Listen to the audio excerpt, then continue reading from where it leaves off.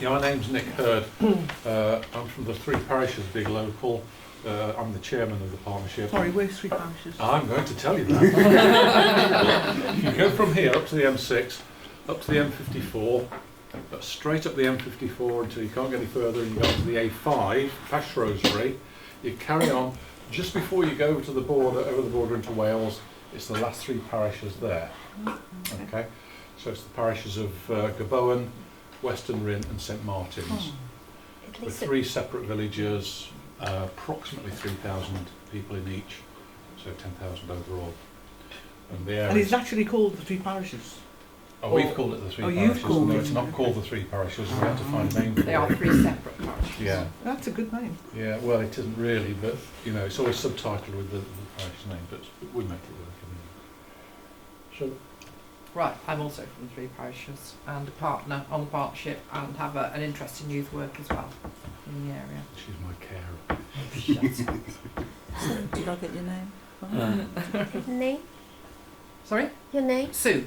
So, Hurd, Sue Hurd. I'm Chris Church. I'm the big local rep for Birchfield and for three other areas in Hawaii today. I am an 8 part of Birchfield Big Local. Birchfield Big Local Partnership. And I'm also a community engagement worker in the local children's centre in Birchfield as well. I'm Laura, I'm from Lawrence Weston, which is in Bristol, and I do admin, basically. You do a lot more than admin, Laura. My name's Mark Pepper, I'm also from Lawrence Weston Big Local, and I'm a local resident and also the paid employee of the local trusted organisation, which is Ambition Lawrence Weston. Lawrence Weston is just on the outskirts of Bristol, in North Bristol.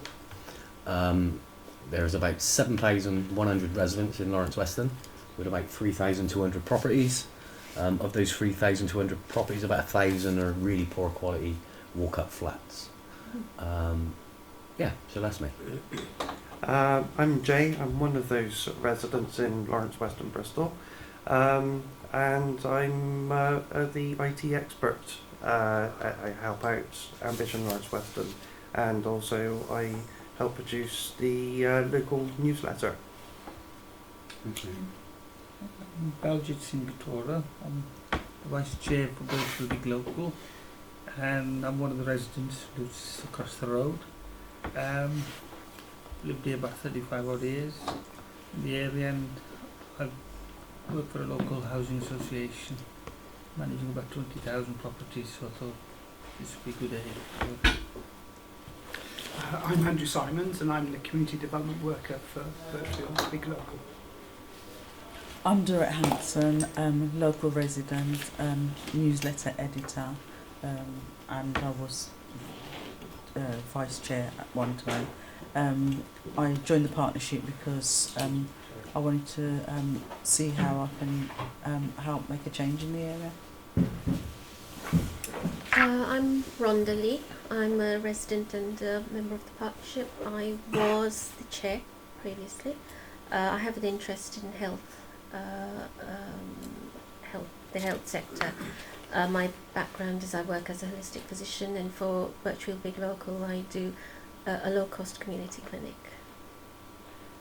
I'm Barbara Petrus and I'm a local resident and a member of Birchfield Big Local, but I'm also chairman of Birchfield Residents Action Group, which was going for about 15 years before Birchfield Big Local started. So we've been in the area for a long time.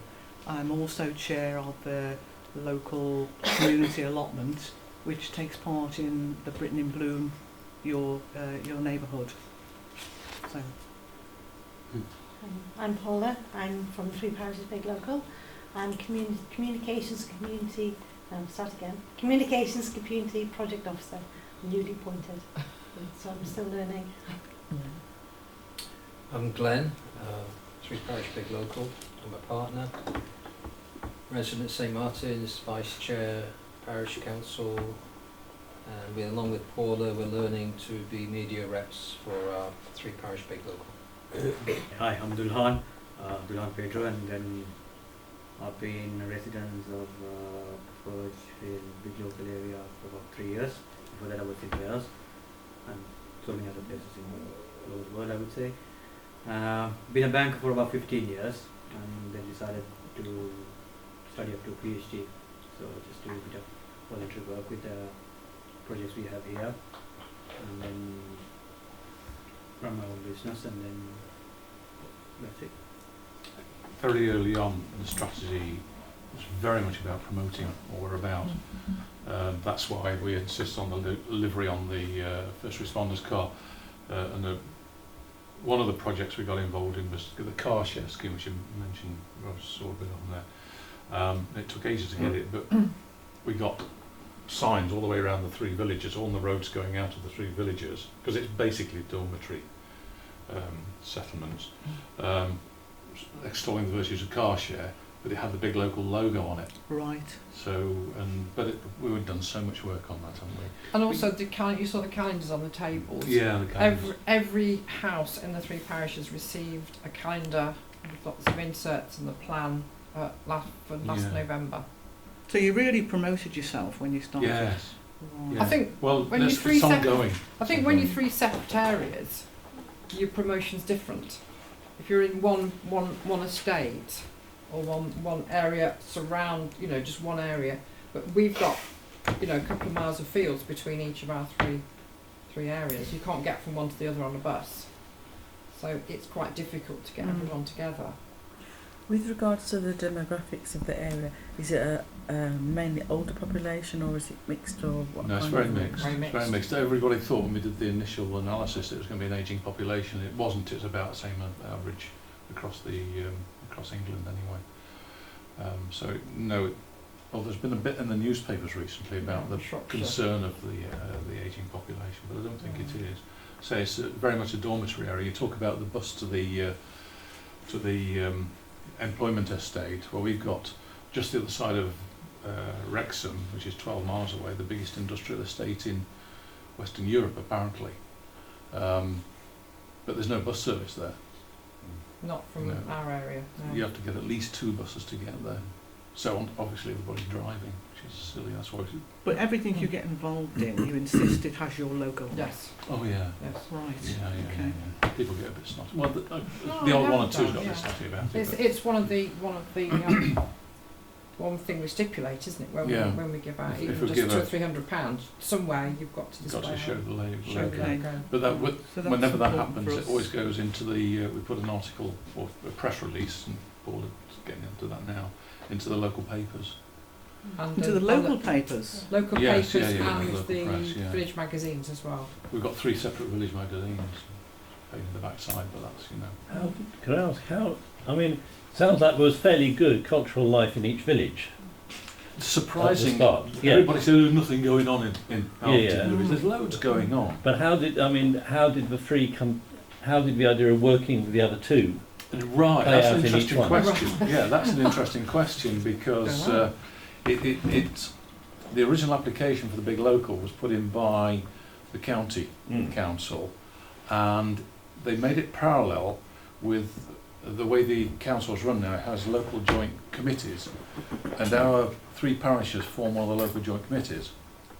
Does that make sense? Yeah. But having said that, there's a bit of one of the parishes which isn't included in that because it was deemed by whoever made the application, I don't know who it was, to be too wealthy compared with us. But we're not an impoverished area by any stretch of the imagination. But the 3 parishes get on all right.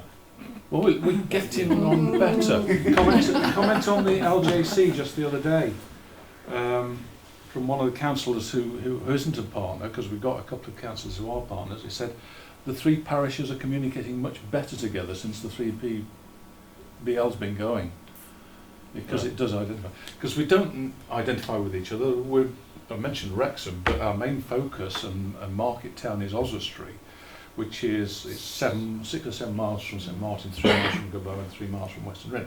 And we all tend to focus on that. So if you do local shopping, you go into Oswestry.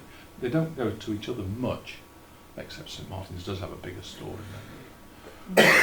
That's what I'm interested in, and how you manage to maintain that harmony between the 3 different villages. Harmony. And is there any harmony? How do you actually make a decision?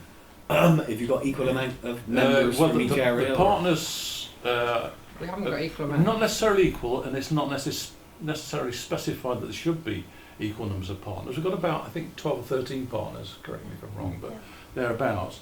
And they're roughly split between all the three parishes.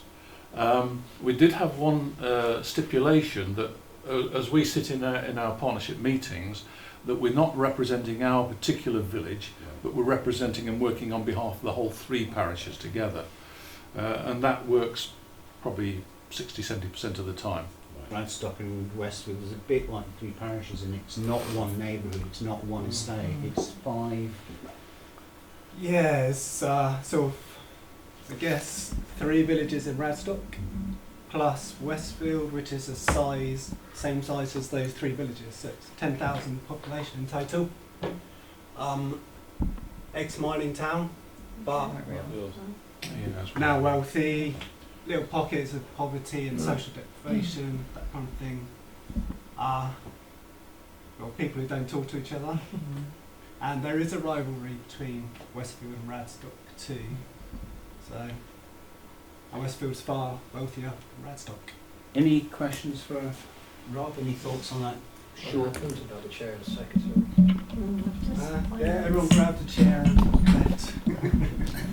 Well, how did you get around that? We get one of them to facilitate the session, so you'll have one of them just step forward and make sure everyone else has a voice and can talk. Did a natural leader emerge, or did? No. It depends on the day, who's had what amount of sugar or Red Bull. So you can't tell. At the moment, we're trying to work with got Radstock Parish Council, Westfield Parish Council, Bath and North East Somerset County Council, local churches who've got their own youth group, for them and us to kind of find a way where Big Local aren't leading on it, but we're supporting it, and then so get a trained play work or facilitator to come in and take over. So at the moment, that's kind of where we are with. So you don't do any sports or anything like that? Us personally? I mean, Big Local, right? No. So we're there just trying to bring them all together. Right. You also said that the people who won the Dragon's Den thing, you're not going to facilitate that. You're waiting for the local council to do it. Local council and hopefully their parents or residents of the area. There's a local community centre as well, we're trying to get involved. They have to go through their own sort of system, their internal system to clear that.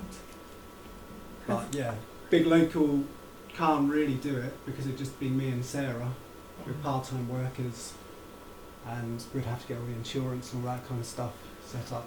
So do you have a committee as well then? Yeah, we have a committee. We have 11 people on our committee, management. Then we have a wider partnership, which is about 40 to 50 people in the area. So you don't actually run any events yourself? We run the Dragon's Den, which is our small grants pot, but we don't run any events ourselves, no. I must say that's one of the issues that we've had to get over to people, is that everybody turns around and says, well, you're going to do that. Yeah. And no, we've got the money, we can help other people to do it. That's what our role is. Yes, we can facilitate other groups. So when you say we, you mean for Big Local? Yes. And so but I mean not just you and Sarah, but I mean therefore presumably for Big Local is making grants. Do you have service level agreements with organisations that provide services or anything like that? We have contractual agreements. Yeah. Like in the three parishes, because we spent something like 2 years or more than 2 years doing consultations and so on, we didn't find any big issue. Now, sometime years ago, I went up to Wigan to see the Big Local that goes on in Wigan, and completely different conversation because they did have a big issue, and that was housing, same as Lawrence Weston, and a lot of buy-to-lets, sort of a lot of private lettings, big issue around the area of Wigan. I met the people from Barrow in Furness, Barrow Island. They got a big one, which the council had taken out all the play equipment, and they had a big issue around that. And I think that's one down in Milton Keynes, Corby, is it? Corby. But we didn't have that. We found there were lots of little things, hence why the small grants started with. But that's been a very great learning process for us because we found out what's going on in the area. Sorry, I'm hogging it now. I'd like to say as well, yeah, you're quite right, Angus. We do take a bit of a strategic approach to the delivery, but we also realise that there's those needs for those small grants as well. So we also run those, and we also give grants directly out to other organisations that are struggling in the area. I think our big local areas could be quite different to others because the local trusted organisation is quite similar to the big local steering group. Both were formed at round about the same time, and they're both trying to deliver the same mandate, which is our community development plan. So the local trusted organisation takes more interest, well not more interest, but takes more responsibility for the strategical elements of all the infrastructure that goes on in Lawrence Weston, and the big local steering group takes care of the delivery of some of that, if that makes sense. So running the grant pots, sending out the newsletter, delivering the employment and training hubs, that's something that the big local steering group do. Bigger funding bids, planning applications, housing issues is something that the local trusted organisation does, using some of the big local money and vice versa. So I think it's quite important to say that we know that there's still a demand for those small grants because they're invaluable to smaller groups and organisations trying to set up. And also there's that other element of what we're suffering from anyway is with the removal of the college, we lost a lot of services. So what we're trying to address is first, stop hemorrhaging services from the local area, keep what we've already got, but build on that as well. So we're very keen to support those organisations who have been working really well for a long time, but because of the cuts, they're suffering a little bit, so we do quite a bit of work around that as well. And how do you think, have you heard about the kind of Radstock and Three Parishes approach and Lawrence Weston? Where would you see Birchfield fitting within that kind of range? Because a lot of your services are delivered directly by volunteers, or they're delivered by people through Unlimited and Star People Boards trying to develop small local businesses. It's a kind of in-between approach. Yeah, I mean, the original plan had 4 sort of themes, and so I don't think there was any kind of one big issue. I think we recognised there were lots of smaller issues, if you like, or lots of things that we wanted to achieve.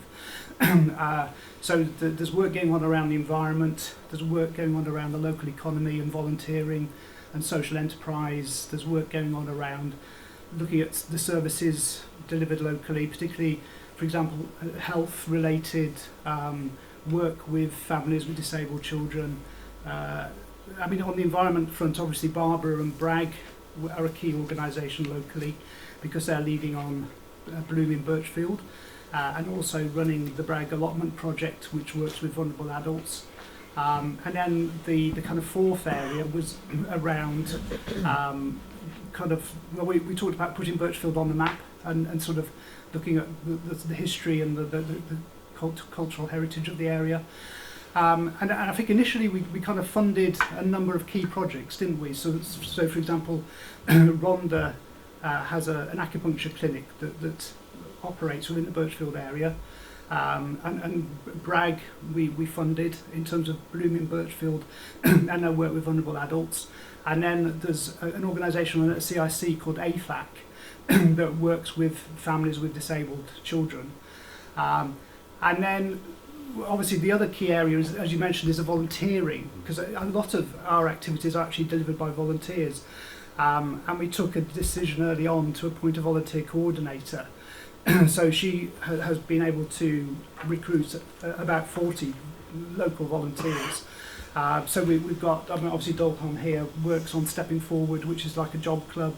We've got conversational English classes, we've got basic IT, but they're all, sort of run by kind of local volunteers.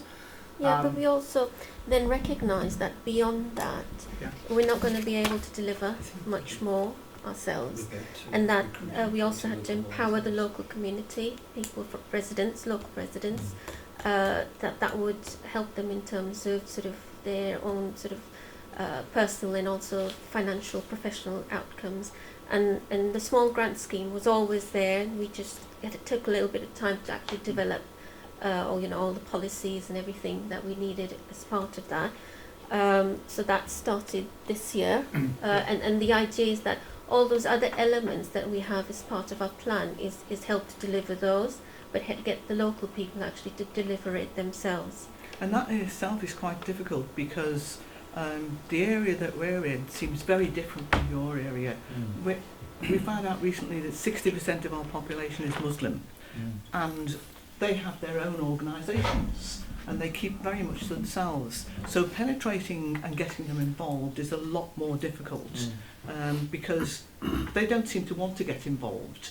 And we've just started now, I think, penetrating them. And one of the ways that we've done it is through the garden competition, doing competitions for front gardens and getting them involved. So there's that. But also, we in Birchfield have 3 times the density of the rest, population of the rest of Birmingham. So the population is very, very high, and we've got a lot of people who move in and don't speak any English, and the turnover of those people is very high. So getting people involved is quite difficult because they're moving in and out all the time, and there's a lot of private rented accommodation. So the populations seem very difficult, different to the stuff that you've got. So we're all the time trying to get people involved, and that seems more difficult than in small villages. And I think that in terms of the youth, I think that was quite interesting. I mean, you've had a lot of success, but our youth, they're not here, so they would be going to schools outside of the area. So it's much harder actually to capture them. To where do you go to actually capture them? Yeah. And for the other way we've engaged groups that are hard to reach is with the women's group. That's very well attended, and we've had quite a few different activities, jewellery making, altering garments, and that's been a regular group that's been going on, and that seems to be getting stronger and growing. And we did one meeting on exercise, which it's growing. The strength is there, and I think it's important that sometimes it is about not excluding, but then isolating. Like having a women's group might work in one of your areas. Having a youth group, you're better engaged with the youth than we are, so you've got that, but it's where we can learn from one another.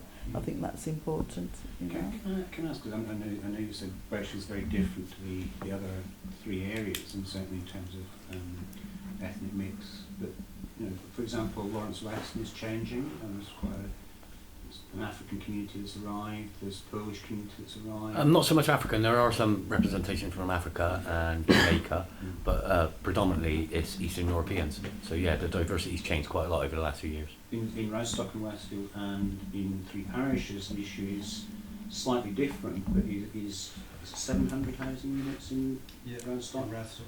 Maybe not quite as big in the 3 parishes, but you've got a new incoming community. Oh yeah, a lot of houses. I mean, the thing is, one of the advantages I think that we found was that we put on, through the volunteer coordinator, Christmas concerts, and all nationalities, all religious faiths were here, and that was nice to see, and everybody was engaged.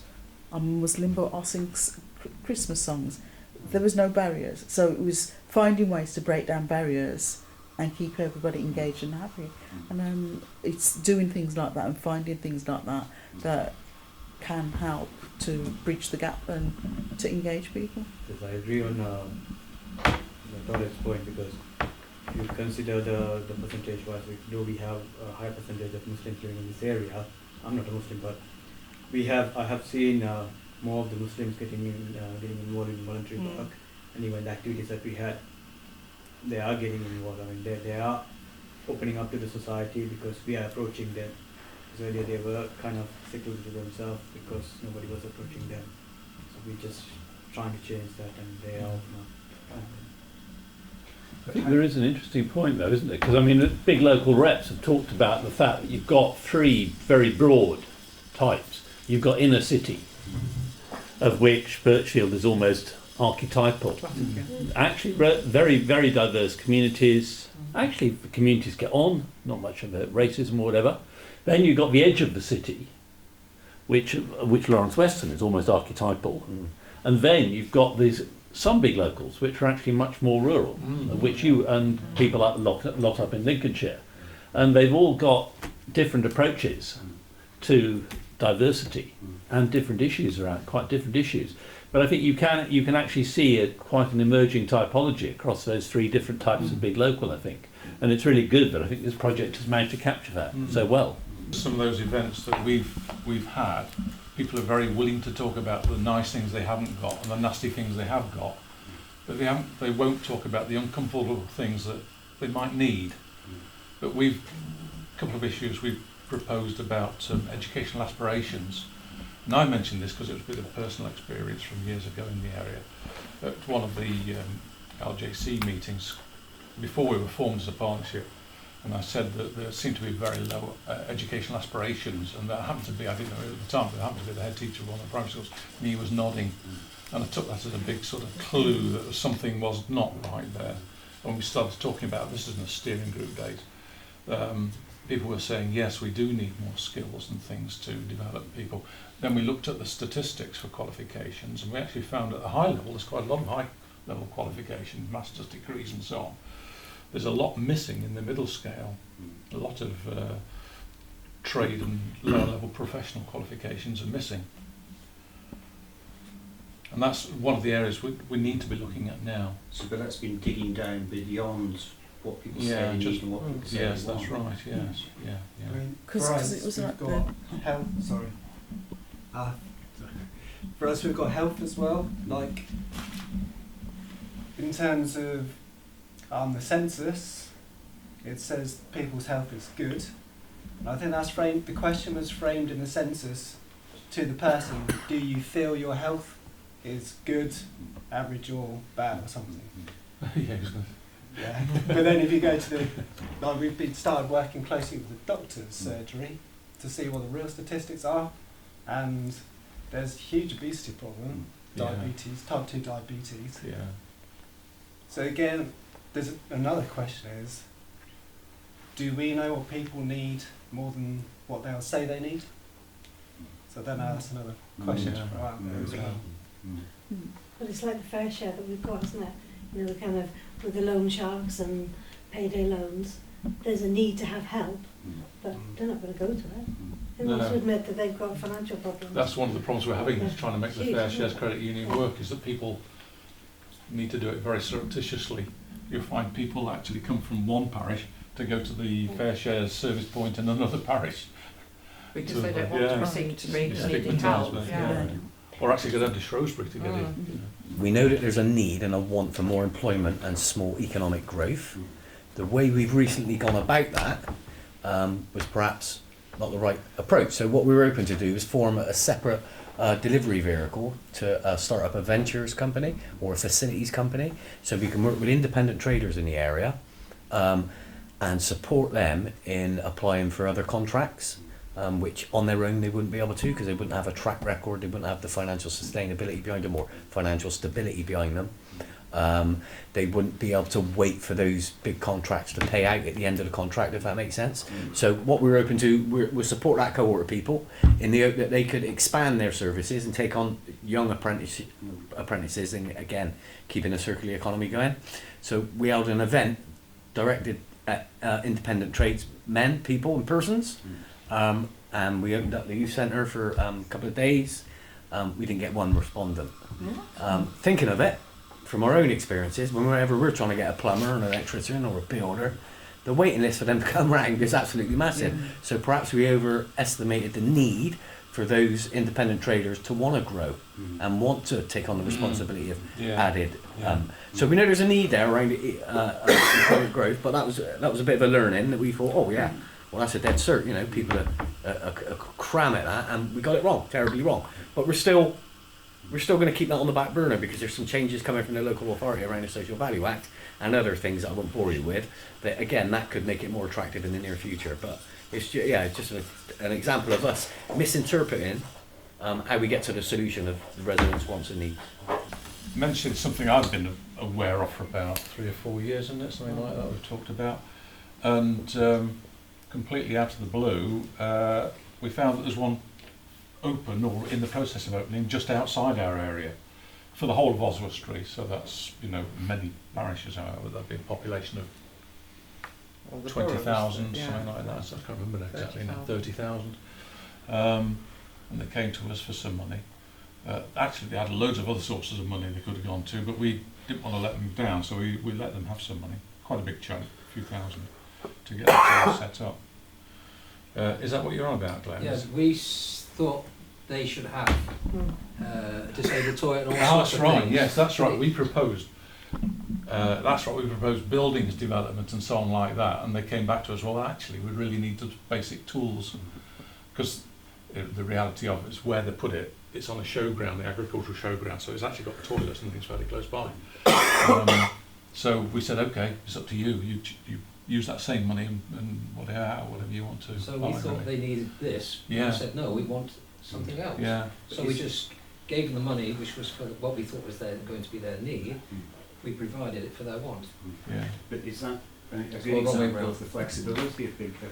I would say it is, yeah. In that it's not right. You know, you've got to hit this target and you've got to provide this, and we say what the money's for. That people can. They've got that freedom. That is a fine line between saying, here's the money, but we can't tell them. We're finding out how we can tread the thin line between saying, you are responsible for this money and we're supervising that you get this money, use it properly according to how we want to use it. We asked for an evaluation, but we're very, I would say, pretty flexible, pretty liberal with how we would deal with any kind of shortfall. When we set up the community allotments, the idea was that we knew within our area, before it became multicultural, it was all Irish, mainly Irish. Yeah. And what had happened is a lot of Irish men had come over and they'd never married. And their local community had been the local pub, and then everyone started to die off. The pubs closed down, all the pubs closed down because Muslims don't drink, so all closed down. And they had no way to socialise. So we thought there's definitely a need for all these elderly Irish men who we knew were still there to socialise. We'll set up this community allotment and they'll all sort of come along. In fact, they didn't want it. None of them came along, and it ended up being run by women. And it wasn't what we thought it was going to be at all. And now we've got we've got a lot of hostels in the area for people who've got mental disabilities and vulnerable people, and we collect those sort of people and bring those down. So it turned into something completely different than we envisaged when we thought there was a need. It was quite clear right from the beginning that we're not supposed to be replacing any of the cuts. Very much so. So that was very clear to all of us. Though we keep saying that we don't get the expected contribution from the councilmen, but we keep re-electing them though. But we did have conversations. One of them was the environmental a meeting that we had with the council, the councillor actually, and he was trying to push us to contribute towards some of the cutbacks that they've had to make, and for us to actually replace them.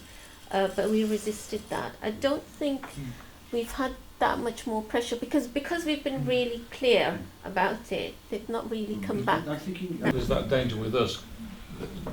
One of the villages had a library, small library, which is only a mobile. I call it a mobile classroom. Really, that's what it was. Well, it still is. And council wants to get a shot of that, and you can understand why really. And they initially came to us, oh, you'll cover the cost of that, and we stood back and thought, no, I don't like this. And eventually we talked it around quite extensively and came down to the view, because there was a bit of small p politics going on, that we thought we ought to do something. We'd give them a certain amount of money to keep, along with other people's contributions, to get it going for a year so they could do an actual proper business plan, because they wanted to change it from a library to a community hub type of thing. And they'd done some talking about it, got loads of lists of things they could do.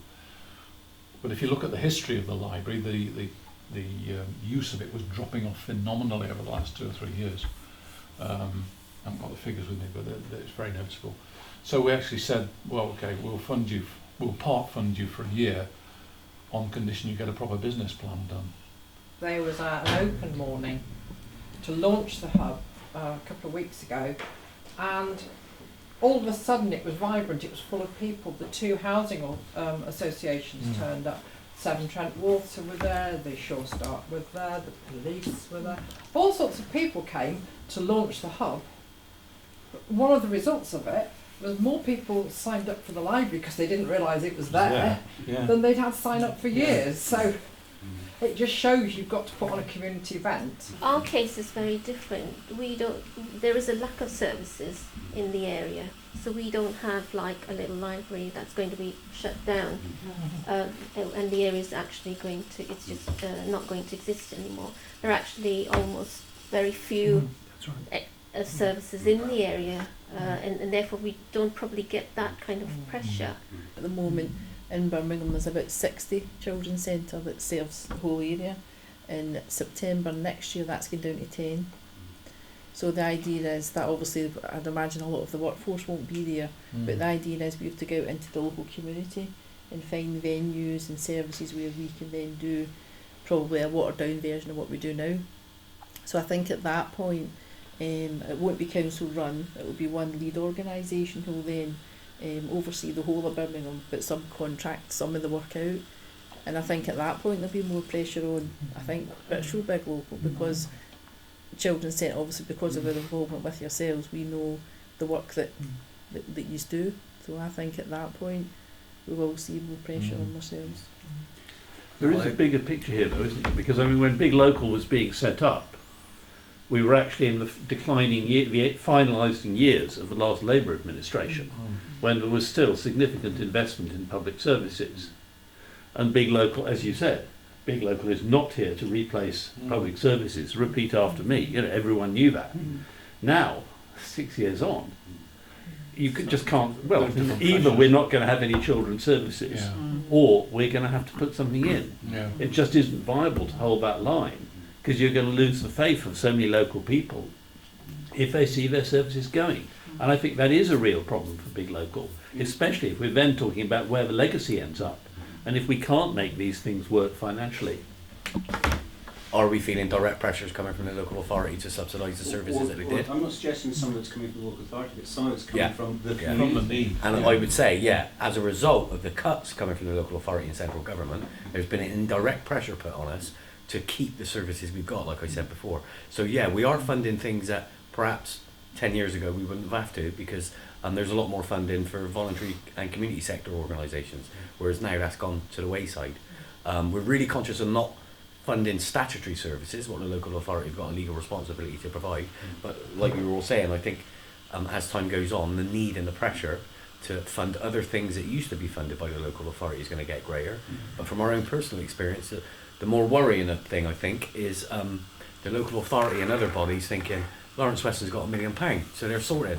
So we don't have to put any more investment into them whatsoever. So it's not as though they're asking for money off of us, but they're not giving what we rightly deserve. And they don't recognise the reason why we've got that £1 million is because of the historic lack of investment that's gone in the area over the years instead of the other areas. So I think there's a case for building up that relationship with the local authority, and more even taking it further than that, which we've attempted to do, and that's to change that balance of power coming from the local authority. I think the local authority, in our local authority anyway, have lost their way over the years, and they feel we're there to service them, where really, they're supposed to be delivering us a service. And I think, again, just by trying to generate some empowerment with the local community, you'll go a ways to change those attitudes coming from the local authority. But my biggest fear is that the investment we used to get is going to dry up simply because they see us as £1 million. So what we do is we've got a separate Big Local steering group with the same ambition and mandate as the local trusted organisation, but because that money is separate from the local trusted organisation, when we make funding applications to the local authority, they can't turn around and say, well, you've got £1 million. Because we say, no, we haven't got £1 million. The Big Local steering group's got £1 million. It's up to them to decide how they're spending that. We need some money for this, that and the other local, that the Big Local areas group's not going to fund. It's one of these sort of things you're learning to do, is to put projects out to tender. So we've had some people looking at a project to put a sort of an inclusion fund out to tender to help less well-off people in various ways. Now, what happens if the local authority starts bidding for those tenders? You know, that's it could happen like that, couldn't it? We got an involvement in the area and we started doing quite a lot in partnership with our local housing association, because they had community involvement officers and they were very good, and once we started working together we could see the difference. They got all their the housing associations own 60% of the houses in this area, and so they've got a big investment, and we started working with them, with the community involvement officers, and we got all the households involved, and it really worked well. And then they got a new director on, and the new director said, I'd like to come down and see what you're doing. So he came down and did a big walkabout with us, and we showed him what we were actually doing. We got some money off Big Local, we told him about Big Local, we've got this money, we're getting involved and we're doing all this clean-up stuff, and we thought he'd come down to help. He immediately went back and cut all the community involvement officers. Yeah, We don't need them, you're doing it. You don't need community involvement officers, the local community. That's terrible. Very envious when we go to meetings like this and you find a big local area which has a boundary and it has a hub and it has somewhere where we'll go and meet at the cafe or we'll go and meet there, whereas we haven't got anything like that. We were meeting in the same place, and then suggestion was to move around. So what we have actually done is we've moved the meetings around within the area, which means that some people, for instance, one of the members can't attend if it's a Thursday night, so we've changed it to a Wednesday, so she's been able to come more regular. So it's been fluid in what we do. Well, we don't know as a partnership, but I to get the communities together, there isn't anywhere, and there can't be. I mean, because of this three separate. The benefit places. of here now, GRS has got more people coming through the door on a weekly and on a regular basis than they did do 5 years ago, and so that. Us making our presence here, it's nice. It's good, but we would like to be able, I think, to have somewhere where we can open the door, know that we govern it, and shut the door of the night time, and know that we govern it. Birchfield has never had a community centre, and Birchfield Residents Action Group, which is a local action group, has been going for 25 years, and they've been trying to get one for that length of time. And every time any money comes up, we got 120,000 from one of the 106 builds around here, and it was ring fenced for us to use, but every time we found a piece of land or a building, the council said, oh no, we want it, or the housing association said we want it, and in the end we lost the money. So we've lost money a couple of times now, and it's never happened. But now that we've got Big Local, it looks as though for the first time we may very well get some sort of community. What we did is we actually commissioned someone to do a community asset survey for us, two people.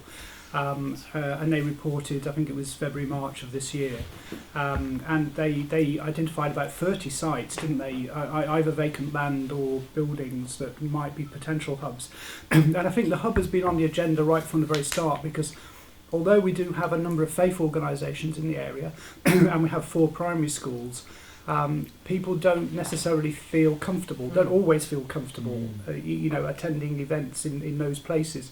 And schools tend to be very security focused, and they're very difficult to actually use out of school hours. So to have a building of our own, I think, is an asset, has always been an aspiration. And I think we're now, we've got 1 or 2 places that we're looking at, and are quite hopeful that we might be able to. And when we've done any consultation, that's always top of the list in community centres. So originally, we had no aspirations to have a hub. We were looking more at a shop front on the main retail area in Lawrence Weston, which is, I say main, it sounds very grand, but it's about 22 shops, a rank of 22 shops, which is the heart of the community really. So we've always wanted a presence there, simply because we'd be more accessible to the residents and try and get that engagement. But as the cuts come in from the local authority, our local community and youth centre was under risk of being shut down. So we tried to encourage other organisations who perhaps had a bigger remit than us to keep that building open.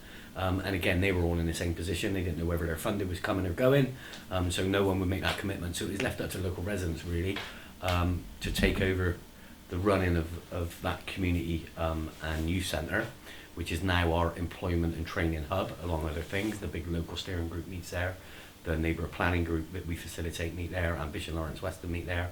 And we keep it open for service delivery of education and training providers and other community groups that work there. So we were sort of forced into that because we had no aspirations to manage a building. We just wanted to ensure that those services carried on being delivered. Well, what happened was that the whole of Bristol, they commissioned out the youth service contracts to a private provider, but in their wisdom, they put no caveat within those contracts to say that they had to use the current youth centres. So as soon as that private contractor was given the contract, they said, no, we're not going to use your buildings because there's no stipulation in the contract to say that we do. We're going to have one building in the centre of Bristol and all young people will have to come to us. So that was a massive error on their part, which meant all those buildings, 10 youth centres in Bristol, were surplus to requirements basically. So they offered them There was out. no provision for the local youth stand. They had to go all the way to Bristol. They did, yeah. Things have changed now because we've remonstrated with the local authority and the service provider. So now what they used to deliver in terms of youth service out of the building was 5 days a week, every day of the week from, I think it was around about 4 o'clock till about 10 o'clock. They put things on for young people. That stopped overnight. So they've replaced that by 1 2-hour session on a Thursday night. So that's the youth provision we've got in the area. But it was more than youth work that was getting delivered from that building, like I say. It was local democracy that was getting delivered from that building. Other community groups used the building. So we felt it our responsibility basically to make sure we could do whatever we could to keep the building open. So they offered it on a 25-year community asset transfer. We often laugh at the term community asset because the building was more of a liability than an asset. So it's just a way of them getting rid of another liability, really. So we did some cunning negotiations with the local authority where they never set a deadline for when the contract had to be signed. So we were in no hurry to sign that contract because at that point they were still paying for all the bills and we were having access to the building, which suited us fine. Obviously that went on and they said, you know, we've got to put a stop to it. We weren't purposely delaying it, we just weren't chasing anything up, and the capacity that is of the local authority, they weren't chasing it up either, so it is status quo really. But now they wanted to take on a 25-year lease. If you could see the building, it's a timber cladded building, really poorly insulated, so the heating bills and utility bills are astronomical. It was a really big wide open space. So we had to consider if we're going to take it on and the liability, we need to be able to rent it out to other organisations to, you know, pay for the bills basically. So part of the negotiation was that they would give us an upfront payment of about £8,000, and they'd carry out a lot of adaptations to the building, providing separate rooms and separate training rooms, and just some general maintenance of the building basically. So we signed a 5-year lease with a 3-year break clause, so that if we do realise our community hub, we can, if needed, decant all the services from our current hub into the new purpose-built hub, and then, you know, that would generate the income needed to sustain that brand new build. So we got the general idea of a hub. We realised that the local GP surgery was really cramped. The GPs wanted to attract more partners into the surgery, but they couldn't because of the facilities. They wanted to deliver more treatments, so they couldn't because of the facilities. It was really cramped. So we talked to them about becoming an anchor tenant, and applied for some funding through NHS Infrastructure Fund, that then changed to the Transformation Fund, which is now the ITT Fund. So there's £1.7 million floating about to support us with our hub. We've made another application to the Reaching Communities for £500,000. The hub is going to be built on the old college site that I don't know if you can recall, but we showed on the film. So we've been gifted the land from the local authority to build the hub, so that keeps the cost down. We've also managed to wrangle £1 million of funding from the local authority through the sell receipts of the land. So they're selling the land on to a private developer, and we said, you know, it's our asset, some of that money should stay within the community. So we went ahead and did quite a comprehensive piece of work, quite challenging work in putting forward a full planning application for a £4.5 million hub, which I'm pleased to say has been approved. And we're now just working with other partners like the local authority. The funny thing is, they closed the youth centre down to save costs. Our biggest renter of that building now is the local authority, and they're paying a lot more now in rent than what they did to run the building. So yeah, fingers crossed, we should have a nice all singing, all dancing community hub opening in 2018. delivering community space like dance studios, training rooms, education rooms. We're going to bring in the old library back into play. There'll be a brand new doctor's surgery and clinic and health hub. Childcare facilities, quite a lot. Who will actually own the building? That's a good point. So Ambition Lawrence Western or the community will own the building. It'll be our asset. So any profits gained from running the hub, if there is any, will go back into the local community. Our local GPs are moving. They want to create kind of a community health hub, a wellbeing centre, bringing in loads of partners around that, around social prescribing, that kind of thing too. We wouldn't actually be there as a community hub ourselves. We've got our eyes on another place, but they've asked us to help fund or facilitate like the creation of this sort of wellbeing centre as well, which would include things like sort of a kitchen for helping our people learn how to cook and that kind of thing. But in terms of the community hub, like where the big local would also take part, that'd be more like possibly along with our model of a one-stop. Don't know if you've got them in your areas where there's council services that go on, social housing services, those kind of things all under one roof. Oh, that's a bit like Solihull. Yeah. They've got the library, the neighbourhood office and everything all in one. Yeah. Yeah. So for us, in terms of being able to kind of consult with people, that'd be an ideal place to consult with people. So we'd look to either be an anchor tenant or something like that, where we can just talk to people straight away. If you take all these large corporations, they have it's mandatory that they take up corporate social responsibility and then contribute back to the community and the well-being and the welfare of it. And same way, the small and medium-sized enterprises set up in your area, they also have a responsibility towards the community and then well-being and the welfare of the society. So in terms of that, what have you all done? What is their involvement? And have they approached you all, or have you all approached them to get their support or get their involvement? Well, you have, haven't you? We've got some really good relationships with some bigger companies, and we do tap into their corporate social responsibility as much as we can, especially around renewable energy. I don't know if any of you have got any renewable energies owned by community companies, or any other big ones. So we've got Triodos, a company called Triodos. They've just developed some wind turbines, and part of the advice coming from government for these big developments that are generating renewable energy, they should put up a community fund. So a share of the profits from that development should go to a community. Now it's quite ambiguous as to what you class a community. So we got to hear about this and we asked what community is benefiting from your community fund, and at that time nobody was. So we've been quite successful in going to Triodos and claiming some of that profit back for our local community. We thought we'd done quite well, where they offered us £5,000 for the next 7 years, and that 7 years was to be backdated 2 years since the installation went in. So we thought that was a really good result, until we got into partnership with Bristol Energy Cooperative, who put a planning application in to develop a solar farm just on the outskirts of our area, and on the outskirts of our ward in fact. But the government have made changes to the FITs, the feed-in tariffs, so time was a pressure. So they came to our planning group to look for support. So through those negotiations, we offered our support if we could have a bigger stake in that community fund. So it is agreed through that, plus the investment that they were looking for to invest in that solar farm was coming from a government agency called Social and Sustainable Capital Investment, which is something that came from Big Society, if that ever did happen, but anyway, apparently it came from the Big Society. And it's an investment arm that invests money. They want to see a financial return come back, but they equally want to see the social value that whatever that investment is going to deliver and how it's going to deliver it before they'll invest. So they chose us as that investors, what do you call it, beneficiary, if you like. So that was really successful. We thought we'd done well with Triodos. Looks as though we got robbed a bit by Triodos because we've now just drawn down the first payment from the solar farm, which opened in June.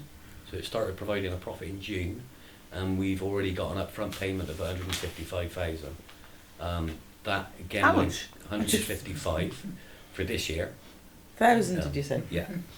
And then we get £8,000 plus Are we moving every to year Doing something for the next 25 years. But bearing in mind, once their initial investment capital or their service loans have been paid off, that profit will increase. So they're not saying exactly how much that profit will be, but if it's more than the £8,000 a year, then you know that's quite a good deal. So much so we've invested some of that money now to do our own feasibility of developing a community-owned wind turbine, which then you'll be talking hundreds of thousands of pounds a year. So everything we do, although we're trying to deliver a plan, we're always looking at economic sustainability and legacy from the big local. Some of the other corporate social responsibilities that we've tapped into is legal advice. So we get pro bono legal advice. We never take risks with big local money. So like I said to you, Bristol Energy Cooperative we got in partnership with because they wanted our influence on the planning. They're taking the risk on the investment. So there's no risk attached to us whatsoever. There's a lot of funding out there that other organisations can't apply for. My community is one of them. There's lots and lots of different funding that you can attract through my community, especially for hubs and feasibility studies. Signed off like all the funding? So yeah, my board of trustees would have signed that off, which is majority is residents. And sometimes when we haven't got skills in the local community, we go out to people like PricewaterhouseCoopers, who gives us a senior manager to look after all our finance. And it Pro bono? Yeah, pro bono. Gives us all the, it gives other investors the confidence to invest in us basically because they know it's a robust board. But one of the problems with Birchfield is it's kind of hard to identify a large successful company in the vicinity. But also I think we've been a bit risk averse up to now. Mm. We've been very risk averse. Because we've never had any money before, and this is the first lot of money we've ever had, and we realised that it's finite, that we've been a bit worried about spending it too fast and not leaving. And one of the big things that we wanted to do is leave some sort of legacy behind. And so we wanted to hang on to enough money to get some sort of hub to leave behind. Without giving them any training, yes, it is. Because if you haven't got anyone who understands finance to start off with, and also people have got their own little areas that they think this is our need, this is what we want to do, and they'll tend to want to concentrate on their own little area rather than seeing a bigger picture. And unless you give people, I think, more education, they won't see a bigger picture. You know, this is about seeing a bigger picture, but you don't see that at the beginning. It's taken 3 or 4 years for us to get where we are now, and I do think people need a lot more education to start off with. And the fact that before they even get off the ground, it's going to take them 2 years. You know, that's very hard because you lose people in the community. People give up, people get exhausted, people think, oh, it's not going to work, here we go again, we've had this before, and people just drop out. With regards to the training, I think something that I think is important that when big local give out money is that, you know, if a year or 2 years before they had said, well, the money's going to come in 2 years' time, for the next 2 years we're going to be running training courses on being a secretary, being a treasurer, being an editor, being the vice chair, being the chair, and getting people to come forward and take up this training, it would have made the journey a lot easier. Because when we have the situation whereby now we only have a vice chair, we don't have a chair appointed because nobody wants to do it. Because not everybody knows, not everybody, new people coming onto this kind of environment for the first time don't know what the responsibilities are, don't know what the accountability is. So it's like, well, I don't want to do it. Whereas if the training was there, they might think, oh yeah, I can use that from the CV after. Yeah, that's the only reason I'm chair, is that nobody else wanted to do it. Yeah, that's the way democracy works. Yeah, and so then you have a problem whereby in the upcoming years, who's going to be stepping up to that part? Is anybody going to be qualified enough, or if they haven't got the skills or the qualifications or the training beforehand, will they step up? And then they won't. And so when you have that decline, and you've got the situation whereby nobody's doing it, and by default you get the position. And sometimes by default you get the position and you do a really good job. and you get on with it, but then the next year I don't want to do it. I'm abdicating. I'm not looking to take any more responsibility. So you've got another problem there going on so that needs to be addressed, I think. Sorry. Well, I think it is the case. Every rep will tell you that most big locals have got training money in their budgets, and it doesn't actually always get spent because people don't want to go on training courses unless they're very local. In some cases, people can't take the time off to do training. I think there is a balance between trust and capacity. And I think it's trust almost in the system being able to change, for trust in working with people like local authorities. People who can tend to have the capacity to make change are often the people who have a bit of trust. And you get some very bright people, but who have very little trust in authority generally and don't want to engage. They will just stay where they are. And somehow you've got to actually build the trust in the system, which includes the trust in big local, as well as building the capacity. And I think just saying we've got all these training courses to build your capacity, if people don't think it's going to work, or they don't trust authority or the council, then they won't engage. Big local didn't know any of this. No one had ever done anything like this before. Bear in mind that you were actually one of the faster. Birchfield got to its plan a lot faster than a lot of other big locals. But we were blindfolded. We didn't know what we were doing. Even when we were going out looking for our local trusted organisation, we didn't actually know what we were going looking for. I mean, the risk, you're very right. I mean, big locals had this social investment programme. I'm a social investment rep, you've got a social investment rep. Very few loans have actually been made, and big local has had to scale that back. They imagined that a lot of people would be ready to say, okay, we'll invest 50,000 quid for 8 years. Ooh, actually, that's all a bit iffy. And people haven't done it. I mean, the bit you've loaned 250 quid to the boat, 500, so they can buy pedlos. That's one of the very few loans that big locals anywhere have actually made. And the whole social investment thing has turned into much more how we engage with the local economy, how we support entrepreneurs. But in most cases, people are giving them training or grants rather than actually giving them loans, which of course would then, and the idea of the loans is that money could go round and round and round again. But it hasn't really happened because you can generate profit out of it. But at the same time, it is the community's money. What happens if we give it to you and it all goes wrong? And it only needed 2 or 3 people in any area to say that. And people thought, well, perhaps we'll give them a smaller grant rather than a big loan. And that's happened a lot in a lot of places. Because I think there are projects bubbling away that could do with a £5,000 or £10,000 loan. They might be wanting a grant, but I think a loan might be the better way of doing it. We want to build our own community-led housing development. We've got about £60,000 at the moment to enable that to happen. But the really good news is, in Bristol, like we said earlier on, there's been a change of mayor, and so there's been a change of attitude. Whereas before we were told that this plot of land we'd have to pay full market value for, they're now giving us it on a 999-year peppercorn lease, which is a quarter of the housing cost, if that makes sense. And they've also, with the 50,000 they've given us to enable us to look at that, they've restricted some of the stipulations that they said we couldn't spend it on. So that's really positive from us. That's the newest bit of good news. So it's going to be 40 affordable homes. We're putting out, in the process of putting out to our LTO, which is a community service volunteering organisation, a 2-year project to research the need for and to do the recruitment of volunteers. And training. And training. But it also, alongside that, is we're putting stuff out to tender.